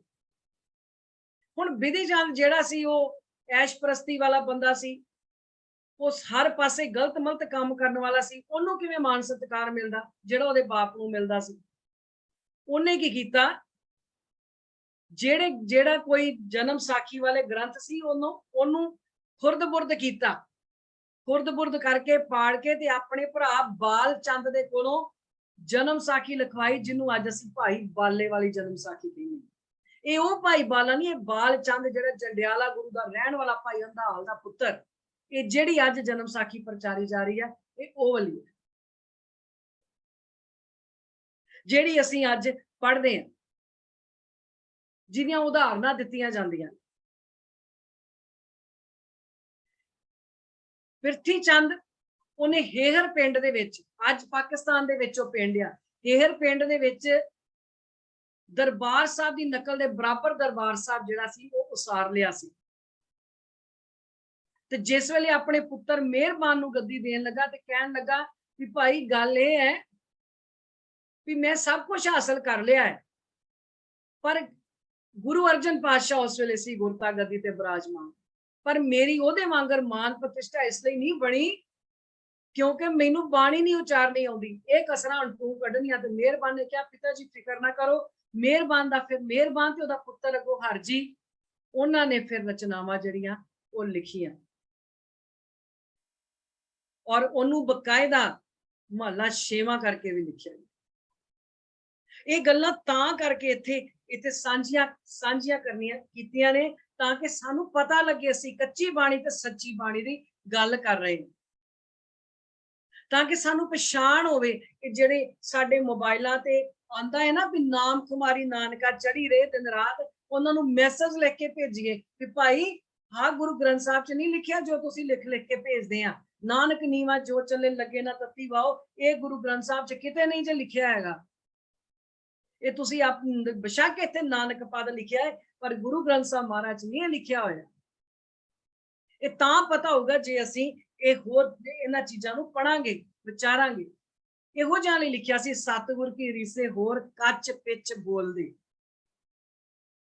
ਇੱਥੋਂ ਤੱਕ ਕਿ ਜਦੋਂ ਗੁਰੂ ਅਰਜਨ ਸਾਹਿਬ ਮਹਾਰਾਜ ਪੋਥੀ ਸਾਹਿਬ ਦੀ ਸੰਪਾਦਨਾ ਕਰਦੇ ਪਏ ਸੀ ਤੇ ਉਸ ਵੇਲੇ ਕਾਨਾ, ਪੀਲੂ, ਛੱਜੂ ਤੇ ਸ਼ਾਹ ਹੁਸੈਨ, ਚਾਰ ਲੇਖਕ ਕਾਨਾ, ਪੀਲੂ, ਛੱਜੂ, ਸ਼ਾਹ ਹੁਸੈਨ, ਇਹ ਆਪਣੀ ਜਿਹੜੀ ਪੱਕਿਆ ਆਏ ਸੀ ਮਹਾਰਾਜ ਦੇ ਕੋਲ ਵੀ ਮਹਾਰਾਜ ਸੁਣਿਆ ਹੈ ਕਿ ਤੁਸੀਂ ਗ੍ਰੰਥ ਸੰਪਾਦਨ ਕਰ ਰਹੇ ਹੋ, ਪੋਥੀ ਸਾਹਿਬ ਲਿਖ ਰਹੇ ਹੋ, ਸਾਡੀ ਵੀ ਰਚਨਾ ਲਿਖ ਦਿਓ।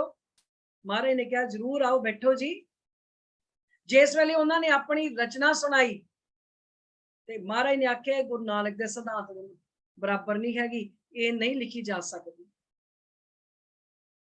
ਉਹਨਾਂ ਦੇ ਵਿੱਚੋਂ ਇੱਕ ਇਸ ਤਰ੍ਹਾਂ ਸੀ, ਚੁੱਪ ਵੇ ਅੜਿਆ, ਚੁੱਪ ਵੇ ਅੜਿਆ, ਇਸ ਤਰ੍ਹਾਂ ਕਰਕੇ ਵੀ ਕੁਛ ਸੀ, ਚੁੱਪ ਵੇ ਅੜਿਆ, ਕੁਛ ਕਹਿ ਵੇ ਅੜਿਆ, ਕੁਛ ਸੁਣ ਵੇ ਅੜਿਆ, ਇਸ ਤਰ੍ਹਾਂ ਦੀ ਸੀ। ਮਹਾਰਾਜ ਨੇ ਆਖਿਆ ਇੱਥੇ ਤਾਂ ਚੁੱਪ ਦੀ ਗੱਲ ਹੀ ਨਹੀਂ, ਇੱਥੇ ਤਾਂ ਕੁਛ ਸੁਣੀਏ ਕੁਛ ਕਹੀਏ, ਇੱਥੇ ਤਾਂ ਇਹ ਸਿਧਾਂਤ। ਇਹ ਤੇ ਜਿਹੜਾ ਅਸੀਂ ਛੱਜੂ ਦਾ ਪੜ੍ਹਦੇ ਆ ਨਾ, ਬਲਖ ਨਾ ਬੁਖਾਰੇ ਜੋ ਸੁਖ ਛੱਜੂ ਦੇ ਚਵਾਰੇ, ਸੋ ਬਲਖ ਨਾ ਬੁਖਾਰੇ, ਇਹ ਰਚਨਾਵਾਂ ਲੈ ਕੇ ਆਏ ਸੀ ਸੱਚੇ ਪਾਤਸ਼ਾਹ ਮੋੜ ਦੇ। ਉਹ ਚਾਰ ਮੋੜੇ ਪਰ ਅੱਜ ਪਤਾ ਨਹੀਂ ਕਿੰਨੇ ਕ ਜਿਹੜੇ ਨੇ ਉਹ ਚਾਰ ਤਾਂ ਮੋੜ ਦਿੱਤੇ, ਅੱਜ ਕਿੰਨੇ ਕ ਜਿਹੜੇ ਨੇ ਉਹ ਅਜੇ ਪੈਦਾ ਹੋ ਗਏ ਆ। ਪਰ ਉਹਦੇ ਵਾਸਤੇ ਸਾਡੇ ਕੋਲ ਵਿਵੇਕ ਬੁੱਧ ਹੋਣੀ ਬੜੀ ਜ਼ਰੂਰੀ ਹੈ। ਸਾਡੇ ਕੋਲ ਇਸ ਤਰ੍ਹਾਂ ਦੀ ਵਿਵੇਕ ਬੁੱਧੀ ਹੋਣੀ ਚਾਹੀਦੀ ਆ ਵੀ ਅਸੀਂ ਗੁਰਬਾਣੀ ਦੀ, ਕੱਚੀ ਬਾਣੀ ਦੀ ਤੇ ਸੱਚੀ ਬਾਣੀ ਦੀ ਪਛਾਣ ਕਰ ਸਕੀਏ। ਅਸੀਂ ਗੁਰਬਾਣੀ ਦੇ ਨਾਲੋਂ ਟੁੱਟ ਕੇ ਅੱਜ ਅਗਵਾਈ ਆਪਣੀ ਜ਼ਿੰਦਗੀ ਦੀ, ਸਾਡੇ ਧੀਆਂ ਪੁੱਤਰ ਅੱਜ ਉਹਨਾਂ ਦੇ ਰੋਲ ਮਾਡਲ ਜਿਹੜੇ ਨੇ ਉਹ ਨਚਾਰ ਬਣੇ ਹੋਏ। ਇੱਕ ਨਚਾਰ ਮਰ ਜਾਂਦਾ ਤੇ ਸਾਡੇ ਧੀਆਂ ਪੁੱਤਰ ਬੇਹੋਸ਼ ਹੋ ਕੇ ਡਿੱਗਦੇ ਨੇ, इस तरह के रोल मॉडल जिहड़े ने साडे अज धीआं पुत्तां दे बन गए।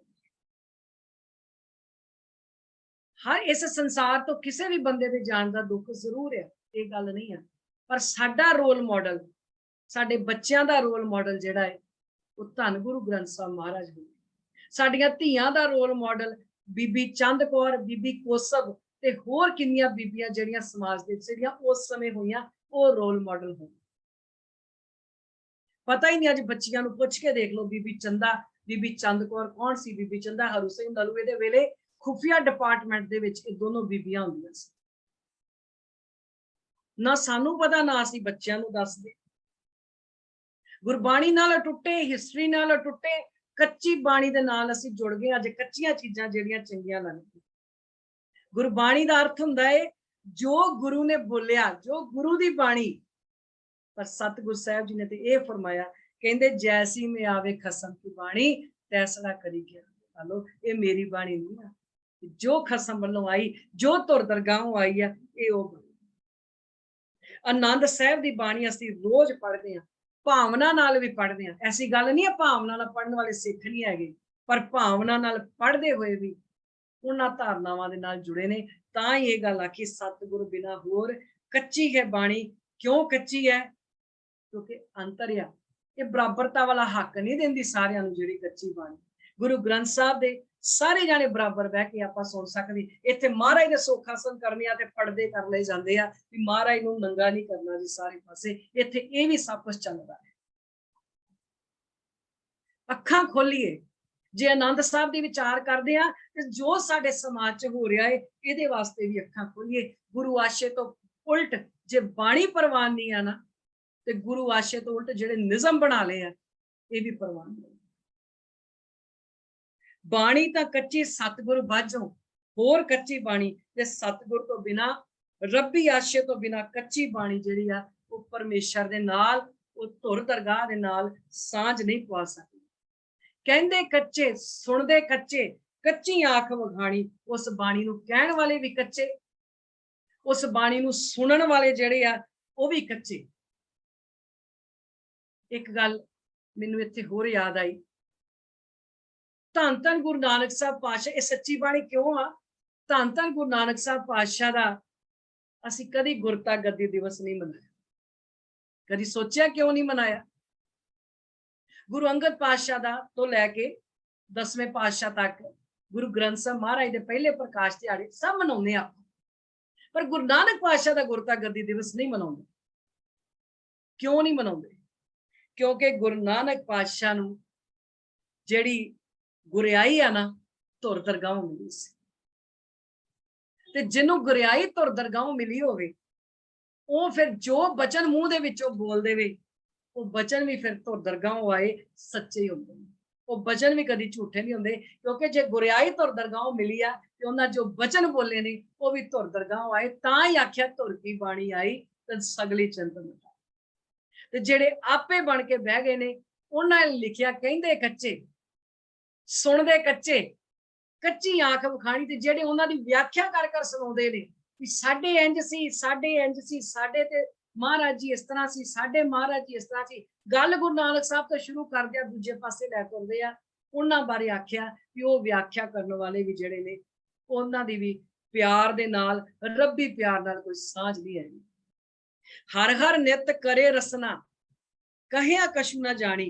वो जिन्ना मर्जी हर हर, हरी हरी, राम राम, वाहिगुरु वाहिगुरु रोज करन, जिन्ना मर्जी चौंकड़ियां मार के करन, पर जे एहसास कोई नहीं ना हैगा रब्बी प्यार दा, जे रब्बी प्यार दा एहसास नहीं हैगा ते जिन्ना मर्जी असी तां ही तो सानू रोज आवाजां पैंदियां, रोज आवाजां पैंदियां, वो सिख सतगुर के प्यारे गावो सच्ची बाणी। एहसास नहीं हैगा ना अली, तां ही करके उपरों उपरों बाणी पढ़दे। जिन्नी देर तक एहसास नहीं, उन्नी देर तक असी कच्चे ही रहना। चित जनका हिर लिया माया, बोलन पे रवाणी। रवाणी का मतलब जबानी, जबानी उतों उतों, कि जिन्हां दा चित माया ने हिर लिया। माया ने हिर लिया, माया बहुत तरह की आपां समझदे असीं। हुण असीं कई बारी कह दिंदे आ, आपां जे कीर्तनीय सिंह आ, कविश्री करन वाले आ, जां गुरबाणी गाउंदे आ, अपने गुरबाणी पढ़दे ने पाठी सिंह, ਅਸੀਂ ਗੁਰਬਾਣੀ ਦੇ ਕੀਰਤਨ ਦੇ ਪੈਸੇ ਭੇਟਾ ਨਹੀਂ ਦਿੰਦੇ, ਅਸੀਂ ਉਹਨਾਂ ਦੇ ਵਕਤ ਦੀ ਭੇਟਾ ਦਿੰਦੇ। ਮਤ ਕੋਈ ਸਮਝੇ ਵੀ ਅਸੀਂ ਗੁਰਬਾਣੀ ਦੀ ਭੇਟਾ ਦਿੰਦੇ ਹਾਂ, ਮਤ ਕੋਈ ਸਮਝੇ ਅਸੀਂ ਕੀਰਤਨ ਦੀ ਭੇਟਾ ਦਿੰਦੇ ਹਾਂ, ਇਹ ਉਹਨਾਂ ਦੇ ਵਕਤ ਦੀ ਭੇਟਾ ਹੈ। ਅਸੀਂ ਕਦੀ ਜਾ ਕੇ ਪੁੱਛਿਆ, ਕਿਸੇ ਵਕੀਲ ਕੋ ਜਾਂਦੇ ਆ, ਕਦੀ ਪੁੱਛਿਆ ਕਾਨੂੰਨ ਦੀ ਕਿੰਨੀ ਫੀਸ ਆ? ਤੇ ਭਾਈ ਵਕੀਲ ਸਾਹਿਬ ਤੁਹਾਡੇ ਕੋਲ ਵਕਤ ਹੈਗਾ, ਤੁਹਾਡੇ ਕਿੰਨਾ ਟਾਈਮ ਹੈਗਾ, ਇਹ ਟਾਈਮ ਇਹਨਾਂ ਦਿਓਗੇ, ਕਿੰਨੀ ਫੀਸ ਲਾਓਗੇ? ਡਾਕਟਰ ਨੂੰ ਪੁੱਛਦੇ, ਪਹਿਲਾਂ ਪੁੱਛਦੇ ਡਾਕਟਰ ਸਾਹਿਬ ਟਾਈਮ ਹੈਗਾ, ਅਵੇਲੇਬਲ ਹੋ ਤੁਸੀਂ? ਕੀਰਤਨੀ ਸਿੰਘਾਂ ਕੋਲ ਵੀ ਜਾਈਏ ਤਾਂ ਪਹਿਲਾਂ ਪੁੱਛਦਾ ਭਾਈ ਟਾਈਮ ਹੈਗਾ ਭਾਈ ਸਾਹਿਬ, ਕੀਰਤਨ ਕਰਾਉਣਾ ਜੀ। ਉਹ ਵਕਤ ਦੀ ਭੇਟਾ ਹੁੰਦੀ ਹੈ। ਪਰ ਠੀਕ ਆ, ਅਸੀਂ ਅੱਜ ਕਈ ਗੱਲਾਂ ਜਿਹੜੀਆਂ ਉਹਨਾਂ ਬਾਰੇ ਵੀ ਕਰਦੇ ਹਾਂ, ਪਰ ਜਿਨ੍ਹਾਂ ਦਾ ਚਿੱਤ ਮਾਇਆ ਨੇ ਘਿਰ ਲਿਆ, ਉਹ ਮੂੰਹੋਂ ਜਿੰਨਾ ਮਰਜ਼ੀ ਪੜੀ ਜਾਣ, ਜਿੰਨੀਆਂ ਮਰਜ਼ੀ ਗੱਲਾਂ ਕਰੀ ਜਾਣ, ਪਰ ਜੇ ਮਾਇਆ ਵਾਲੇ ਪਾਸੇ ਧਿਆਨ ਰਿਹਾ ਤੇ ਫਿਰ ਸਮਝੋ ਉੱਪਰੋਂ ਹੀ ਪੜਿਆ, ਦਿਲੋਂ ਕੋਈ ਅਹਿਸਾਸ ਨਹੀਂ। ਕਹੇ ਨਾਨਕ ਸਤਿਗੁਰ ਬਾਝੋਂ, ਹੋਰ ਕੱਚੀ ਬਾਣੀ, ਡਿਗਰੀ ਤਾਂ ਸਿਲੇਬਸ ਪੜ੍ਹ ਕੇ ਨਹੀਂ ਮਿਲਦੀ, ਬਿਨਾਂ ਸਿਲੇਬਸ ਪੜ੍ਹਿਆ ਡਿਗਰੀ ਨਹੀਂ ਮਿਲਦੀ। ਕੱਚੇ ਨਾਲ ਤਾਂ ਬੈਠਦੇ ਆ ਵੀ ਕੱਚੇ ਕਹਿਣਾ ਕੁਛ ਨਹੀਂ, ਪੱਕੇ ਨਾਲ ਬੈਠਾਂਗੇ ਤੇ ਪੱਕੇ ਨੇ ਕਹਿਣਾ ਭਾਈ ਵਰਤ ਨਹੀਂ ਰੱਖਣੀ, ਪੱਕੇ ਨੇ ਕਹਿਣਾ ਆਉਣ ਵਾਲੇ ਦਿਨਾਂ ਚ ਆਉਣਾ ਨਾ ਤਿਉਹਾਰ, ਰੱਖੜੀ ਨਹੀਂ ਬੰਨਣੀ, ਪੱਕੇ ਨੇ ਕਹਿਣਾ ਹੈ ਵੀ ਭਾਈ ਜਾਤ ਪਾਤ ਦਾ ਕੋੜ ਜਿਹੜਾ ਮਨੋਂ ਲਾ ਦੇ, ਅਸੀਂ ਮਨੋਂ ਲਾਉਣਾ ਨਹੀਂ। ਪੱਕੇ ਨੇ ਕਹਿਣਾ ਪਤਿਤ ਪੁਣਾ ਛੱਡ ਦੇ, ਨਸ਼ੇ ਛੱਡ ਦੇ, ਦਿਲ ਨੂੰ ਕੁਛ ਹੁੰਦਾ ਹੈ। ਪੱਕੇ ਨਾਲ ਬੈਠਾਂਗੇ ਤੇ ਉਹਨੇ ਕਹਿਣਾ ਪਖੰਡ, ਕਬਰ ਪੂਜਾ, ਇਹ ਸਾਰਾ ਕੁਝ ਜੋ ਆਪਣੇ ਘਰ ਤੋਂ ਗਰੜ ਪ੍ਰਾਣ ਵਾੜਿਆ ਕੱਢ ਕੇ ਬਾਹਰ ਮਾਰ, ਤੈਨੂੰ ਤਾਂ ਮੈਂ ਕੱਢਿਆ ਸੀ ਇਹਨਾਂ ਸਾਰੇ ਕੰਮਾਂ ਤੋਂ ਸਿੱਖਾ। ਅਸੀਂ ਉਹ ਬੈਠਣਾ ਨਹੀਂ। ਪੰਜਾਬ ਦੇ ਵਿੱਚ 13,000 ਪਿੰਡ ਨੇ ਤੇ 15,000 ਰਜਿਸਟਰਡ, ਜਿਹੜੇ ਰਜਿਸਟਰਡ ਨੇ, 15,000 ਰਜਿਸਟਰਡ ਸੰਤ ਬਾਬੇ, ਸੰਤ ਸਾਧ ਨੇ। ਜੇ ਭਲਾ 2,000 ਇੱਧਰ ਉੱਧਰ ਵੀ ਚਲੇ ਜਾਣ ਤੇ ਬਾਕੀ 2,000 ਫਾਲਤੂ ਨੇ ਉਹਨਾਂ ਦੀ ਜਗ੍ਹਾ ਲੈਣ ਵਾਸਤੇ, ਇੰਨੇ ਜ਼ਿਆਦਾ ਵੱਧ ਨੇ, ਇਹ ਰਜਿਸਟਰਡ ਨੇ। ਤੇ ਜਿੰਨਾ ਰਜਿਸਟਰਡ ਨਹੀਂ ਕਰਾਇਆ, ਜਿਹੜੇ ਘਰਾਂ 'ਚ ਗੱਦੀਆਂ ਲਾ ਕੇ ਬੈਠੇ, ਉਹ ਜਿਹੜੇ ਪਤਾ ਨਹੀਂ ਕਿੰਨੇ ਕੁ ਹੋਣੇ। ਇਹ ਹਾਲਤ ਹੈ ਅੱਜ ਸਾਡੀ। ਅੱਜ ਅਸੀਂ ਗੁਰਦੁਆਰੇ ਪੱਕੇ ਕਰ ਲਏ ਆ, ਪਰ ਅਸੀਂ ਕਿਤੇ ਨਾ ਕਿਤੇ ਕੱਚੇ ਰਹਿ ਗਏ। ਗੁਰਦੁਆਰੇ ਪੱਕੇ ਕਰਨੇ, ਸੁੰਦਰ ਹੋਣੇ, ਰੁਮਾਲੇ ਸੁੰਦਰ ਹੋਣੇ ਬਹੁਤ ਜ਼ਰੂਰੀ ਆ, ਮੈਂ ਇਸ ਗੱਲ ਤੋਂ ਰੋਕਦੀ ਨਹੀਂ। ਜਿੰਨੀ ਮਰਜ਼ੀ ਆਪਣਾ ਗੁਰਦੁਆਰਾ ਸਾਹਿਬਾਨ ਦੀ ਸੇਵਾ ਕਰ ਸਕਦੇ ਜ਼ਰੂਰ ਕਰੋ, ਪਰ ਗੁਰਦੁਆਰੇ ਪੱਕੇ ਕਰਨ ਦੇ ਨਾਲ ਨਾਲ ਆਪਣੇ ਮਨ ਵੀ ਪੱਕੇ ਕਰੋ। ਮਨ ਤਾਂ ਪੱਕੇ ਹੋਣੇ ਆ ਜਦੋਂ ਗੁਰਬਾਣੀ ਨਾਲ ਜੁੜਾਂਗੇ। ਅੱਜ 40 ਸਾਲਾਂ ਦਾ ਕੋਈ ਸੰਗਤ 'ਚ ਬੈਠਾ, ਉਹਨੂੰ ਬਾਂਹ ਫੜ ਕੇ ਕਹਿ ਦੋ ਭਾਈ ਸਾਹਿਬ ਅਰਦਾਸ ਅੱਜ ਤੁਸੀਂ ਕਰਨੀ ਆ, ਉਹਦੀਆਂ ਲੱਤਾਂ ਬਾਹਾਂ ਕੰਬਣ ਲੱਗ ਪੈਂਦੀਆਂ ਵੀ ਮੈਨੂੰ ਅਰਦਾਸ ਕਰਨ ਨੂੰ ਕਹਿਤਾ, ਨਹੀਂ ਜੀ ਮੈਂ ਤਾਂ ਕਿਤੇ ਗਲਤ ਨਾ ਕਰ ਦਵਾਂ, ਕਦੀ ਕੀਤੀ ਨਹੀਂ ਜੀ। ਹੁੰਦਾ ਕਿ ਨਹੀਂ ਹੁੰਦਾ? ਇਹ ਰੋਜ਼ ਦੀ ਗੱਲ ਆ, ਕਰਕੇ ਦੇਖ ਲਓ, ਨਹੀਂ ਤੇ ਪੁੱਛ ਕੇ ਦੇਖ ਲਓ, ਕਿਸੇ ਨੂੰ ਬਾਂਹ ਫੜ ਕੇ ਪੁੱਛ ਕੇ ਵੇਖ ਲਓ, ਭਾਈ ਗੁਰੂ ਗ੍ਰੰਥ ਸਾਹਿਬ ਮਹਾਰਾਜ ਕਿੰਨੇ ਰਾਗ ਆ, ਕਿੰਨੇ ਭਗਤਾਂ ਦੀ ਬਾਣੀ, ਕਿੰਨੇ ਭੱਟਾਂ ਦੀ ਬਾਣੀ ਆ। 10 ਬੰਦਿਆਂ ਨੂੰ ਪੁੱਛ ਲਓ, 10 ਦੇ ਵਿੱਚੋਂ 8 ਹੋਣਗੇ ਜਿਹੜੇ ਫੇਲ ਹੋਣਗੇ। ਕਿਉਂ ਆਏ? ਇਹ ਇਸ ਕਰਕੇ ਆ ਕਿਉਂਕਿ ਅਸੀਂ ਸਾਂਝ ਤੋੜ ਲਈ। ਅਸੀਂ ਪੜ੍ਹਦੇ ਆ, ਹਾਜ਼ਰੀ ਲਾਉਂਦੇ ਆ, ਬਸ ਹਾਜ਼ਰੀ ਲਾ ਲਈ, ਬਸ ਠੀਕ ਹੈ। ਜਦੋਂ ਫੈਸਲਾ ਹੋ ਗਿਆ, ਜਦੋਂ ਗੁਰੂ ਗ੍ਰੰਥ ਸਾਹਿਬ ਦੇ ਵਿੱਚ ਫੈਸਲਾ ਹੋ ਗਿਆ ਇੰਨੇ ਸਾਲ ਪਹਿਲਾਂ, ਬਾਣੀ ਗੁਰੂ, ਗੁਰੂ ਹੈ ਬਾਣੀ, ਤੇ ਫਿਰ ਕਿਉਂ ਕਿਸੇ ਹੋਰ ਪਾਸੇ ਜਾਣੀ? ਜਦੋਂ 1708 ਚ ਧੰਨ ਧੰਨ ਗੁਰੂ ਗੋਬਿੰਦ ਸਿੰਘ ਮਹਾਰਾਜ ਨੇ ਕਹਿ ਦਿੱਤਾ ਵੀ ਸਭ ਸਿੱਖਣ ਕੋ ਹੁਕਮ ਹੈ, ਗੁਰੂ ਮਾਨਿਓ ਗ੍ਰੰਥ ਹੁਕਮ ਕਰ ਦਿੱਤਾ, ਫਿਰ ਹੁਕਮ ਦੀ ਵੀ ਉਲੰਘਣਾ ਕਿਉਂ ਕਰੀ ਜਾਵੇ? ਨਾ ਕਰੀਏ ਹੁਕਮ ਦੀ ਉਲੰਘਣਾ। ਸੱਚੀ ਬਾਣੀ ਤੇ ਕੱਚੀ ਬਾਣੀ ਦੇ ਫਰਕ ਨੂੰ ਪਛਾਣੀਏ। ਇਸ ਫਰਕ ਨੂੰ ਪਛਾਣਦਿਆਂ ਹੋਇਆਂ, ਆਓ ਇਸ ਫਰਕ ਨੂੰ ਪਛਾਣਦਿਆਂ ਹੋਇਆਂ ਅਸੀਂ ਆਪਣੇ ਆਪ ਨੂੰ ਬਾਣੀ ਦੇ ਨਾਲ ਜੋੜੀਏ।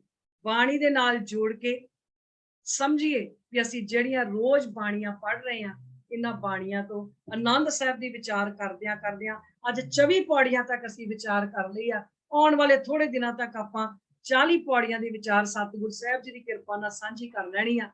ਪਰ ਇਹ ਅਰਦਾਸ ਆਪਾਂ ਨਾਲ ਜ਼ਰੂਰ ਕਰੀਏ ਕਿ ਇਹਨਾਂ 40 ਪੌੜੀਆਂ ਦੀ ਅਰਦਾਸ ਕਰਦਿਆਂ ਕਿਸੇ ਇੱਕ ਪੌੜੀ ਦੇ ਵਿਚਾਰ ਵੀ ਸਾਡੇ ਮਨ 'ਚ ਵਸ ਗਈ, ਅਸੀਂ ਸਮਝਾਂਗੇ ਸਾਡਾ ਰਲ ਮਿਲ ਕੇ ਬੈਠਿਆ ਕਿਸੇ ਲੇਖੇ 'ਚ ਲੱਗ ਗਿਆ। ਔਰ ਜਿਹੜੀ ਆਪਾਂ ਵਿਚਾਰ ਕਰਦੇ ਹਾਂ इस विचार ਨੂੰ ਜ਼ਰੂਰ ਦੁਬਾਰਾ ਆਪਾਂ ਸੁਣੀਏ, ਸੁਣ ਕੇ ਇਸ ਵਿਚਾਰ ਨੂੰ ਫੇਰ ਵਿਚਾਰੀਏ ਆਪਣੇ ਮਨ 'ਚ ਵੀ ਅਸੀਂ ਤੇ ਨਹੀਂ ਧੁਰੇ ਨਾਲ ਟੁੱਟੇ ਪਏ, ਵੈਸੇ ਟੁੱਟੇ ਆ, ਪਰ ਫਿਰ ਵੀ ਕਿਤੇ ਨਾ ਕਿਤੇ ਜੇ ਮਨ 'ਚ ਵਹਿਮ ਆ ਨਹੀਂ ਮੈਂ ਗੁਰਸਿੱਖ ਆ, ਮੈਂ ਬਹੁਤ ਜੁੜਿਆ ਹੋਇਆ ਵਾਂ, ਇਹ ਮਨ ਸਾਡੇ ਮਨਾਂ 'ਚ ਹੈਗਾ, ਇਹ ਸਾਰੇ ਭੁਲੇਖੇ ਦੂਰ ਹੋ ਜਾਣਗੇ ਜਿੱਦਾਂ ਇਮਾਨਦਾਰੀ ਨਾਲ ਗੁਰਬਾਣੀ ਦੀ ਵਿਚਾਰ ਪੜ੍ਹ ਕੇ ਆਪਣੇ ਤੇ ਲਾ ਕੇ ਦੇਖ ਲਈ, ਸਾਰੇ ਭਰਮ ਭੁਲੇਖੇ ਦੂਰ ਹੋ ਜਾਣਗੇ ਤੇ ਮਨ ਵੀ ਸਾਫ਼ ਹੋ ਜਾਊਗਾ ਸ਼ੀਸ਼ੇ ਦੀ ਤਰ੍ਹਾਂ। ਫਿਰ ਆਪਣੇ ਆਪ ਨੂੰ ਕਹਾਂਗੇ ਨਹੀਂ ਭਾਈ, ਬਾਣੀ ਗੁਰੂ ਹੈ ਬਾਣੀ, ਰੋਜ਼ ਆਵਾਜ਼ ਪੈਂਦੀ ਆਵੋ ਸਿੱਖ, ਸਤਿਗੁਰ ਕੇ ਪਿਆਰਿਓ ਗਾਵੋ ਸੱਚੀ ਬਾਣੀ, ਬਾਣੀ ਤਾਂ ਗਾਵੋ ਗੁਰੂ ਕੇਰੀ, ਬਾਣੀ ਅਸਰ ਬਾਣੀ, ਇਹੀ ਬਾਣੀ ਆ ਜਿਹੜੀ ਮੈਂ ਗਾਉਣੀ ਆ ਤੇ ਇਹ ਬਾਣੀ ਗਾ ਕੇ ਸੁਣ ਕੇ ਮੇਰੇ ਕੰਨ ਤੋਂ ਲੈ ਕੇ ਮਨ ਤੱਕ ਇਹ ਬਾਣੀ ਵਸ ਜਾਵੇ। ਇਹੀ ਮੇਰੀ ਅਰਦਾਸ ਆ ਸੱਚੇ ਪਾਤਸ਼ਾਹ, ਮੇਰੀ ਇਹ ਅਰਦਾਸ ਕਬੂਲ ਕਰ ਲਓ। ਸੱਚੇ ਪਾਤਸ਼ਾਹ ਜੀ ਇੰਨੀਆਂ ਵਿਚਾਰਾਂ ਕਰਦੇ ਆ, ਕੱਚੀ ਬਾਣੀ ਤੇ ਸੱਚੀ ਬਾਣੀ ਦੀ ਵਿਚਾਰ ਕਰਦੇ ਆ, ਪਤਾ ਨਹੀਂ ਕਈ ਵਾਰੀ ਬੰਦਾ ਅਵੇਸ਼ ਚ ਆ ਜਾਂਦਾ, ਕਈ ਭੁਲੇਖੇ ਕਈ ਬਚਨ ਕਈ ਗੱਲਾਂ ਆਪਾਂ ਕਹਿ ਦਿੰਦੇ ਆ, ਪਰ ਗੁਰਬਾਣੀ ਦੀ ਵਿਚਾਰ ਕਰਦੇ ਆ ਜੇ ਫਿਰ ਵੀ ਇਹ ਬਚਨ ਅਸੀਂ ਸਾਂਝੇ ਜਿਹੜੇ ਪਤਾ ਹੈ ਜੇ ਉਹ ਸਾਂਝੇ ਨਹੀਂ ਕਰਦੇ ਤੇ ਫਿਰ ਅਸੀਂ ਕਿਤੇ ਨਾ ਕਿਤੇ ਬੇਈਮਾਨ, ਤੇ ਘੱਟੋ ਘੱਟ ਗੁਰੂ ਦੀ ਹਜ਼ੂਰੀ ਦੇ ਵਿੱਚ ਸੰਗਤ ਗੁਰੂ ਰੂਪ ਆ, ਸੋ ਇਸ ਗੁਰੂ ਰੂਪ ਸੰਗਤ ਅੱਗੇ ਬੇਈਮਾਨ ਨਾ ਬਣੀਏ, ਜੋ ਸੱਚ ਆ ਉਸ ਸੱਚ ਨੂੰ ਕਹਿਣ ਦਾ ਤੇ ਸੁਣਨ ਦਾ ਮਾਦਾ ਜਿਹੜਾ ਹੈ ਉਹ ਜ਼ਰੂਰ ਰੱਖੀਏ। ਇੰਨੀਆਂ ਵਿਚਾਰਾਂ ਕਰਦਿਆਂ ਹੋਈਆਂ ਅਨੇਕਾਂ ਪ੍ਰਕਾਰ ਦੀਆਂ ਭੁੱਲਾਂ ਲਈ ਖਿਮਾ ਮੰਗਦਿਆਂ ਹੋਇਆਂ ਆਓ ਜੀ ਫਤਿਹ ਨਾਲ ਸਾਂਝ ਪਾਈਏ। ਆਖੋ ਜੀ ਵਾਹਿਗੁਰੂ ਜੀ ਕਾ ਖਾਲਸਾ, ਵਾਹਿਗੁਰੂ ਜੀ ਕੀ ਫਤਿਹ।